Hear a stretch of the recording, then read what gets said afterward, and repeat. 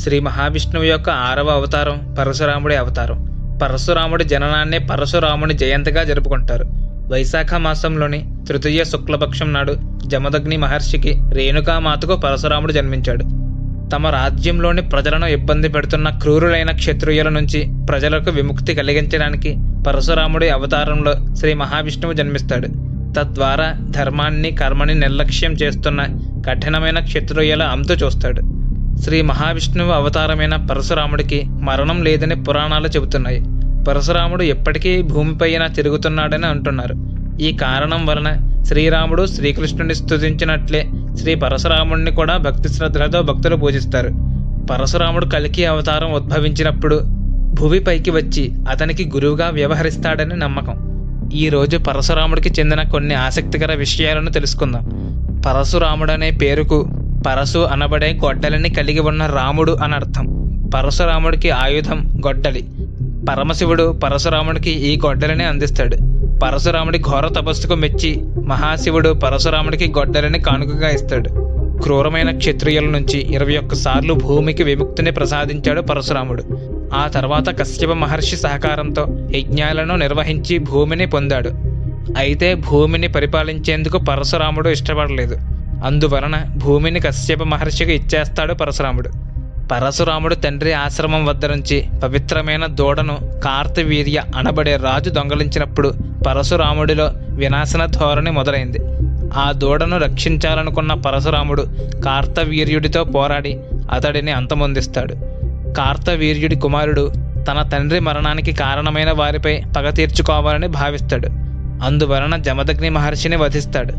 ఈ విషయమై తీవ్రంగా కలత చెందిన పరశురాముడు క్షత్రియులను అంతమొందిస్తాడు. పరశురాముడు తల్లి తన భర్త పట్ల భక్తి శ్రద్ధలతో వ్యవహరిస్తూ ఉండేది. ఆవిడ వ్యక్తిత్వం వలన నీళ్లను బిందె లేకుండా కూడా ఆమె తీసుకురాగలిగే శక్తిని పొందింది. ఒకరోజు ఆవిడ నదీ తీరం వద్ద గంధర్వుడిని చూడడం జరుగుతుంది. అప్పుడు ఆమె మనసులో క్షణకాలం పాటు కోరిక రగులుతుంది. జమదగ్ని మహర్షి తన యోగిక శక్తులతో జరిగిన విషయాన్ని గ్రహిస్తాడు. ఆ కోపంతో తన పుత్రులందరినీ వారి తల్లిని చంపమని ఆజ్ఞాపిస్తాడు. వారందరూ నిరాకరిస్తారు. అప్పుడు వాళ్ళందరినీ రాయిగా మారిపోమని జమదగ్ని శపిస్తాడు. పరశురాముడు తండ్రి మాటను జవదాటనివాడు. వెంటనే తన గొడ్డలిని తీసుకుని తల్లి తలను నరికేస్తాడు. అతని వినయానికి మహర్షి కదిలిపోతాడు. ఏదైనా వరాన్ని కోరుకోమని తన కుమారుణ్ణి అడుగుతాడు జమదగ్ని. తన తల్లికి తిరిగి ప్రాణం పోయమని పరశురాముడు వేడుకుంటాడు. అలాగే తన సోదరులను కూడా తిరిగి మామూలుగా మార్చమని వేడుకుంటాడు. కుమారుడి కోరికను మన్నిస్తాడు జమదగ్ని మహర్షి.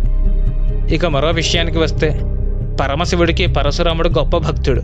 అయితే తన దైవంతో పరశురాముడు పోరాడవలసి వచ్చింది. పరమశివుడు తన భక్తుణ్ణి పరీక్షించడం వలన ఇలా జరిగింది. ఈ పవిత్ర యుద్ధం అనేది భయంకరంగా సాగింది. చివరిలో పరశురాముడు తన గొడ్డలితో వేగంగా దాడి చేయగా పరమశివుడి నుదుటిపై గొడ్డలి ఇరుక్కుంటుంది. పరశురాముడి నైపుణ్యాన్ని గ్రహించిన పరమశివుడు ప్రేమతో పరశురాముడిని హత్తుకుంటాడు.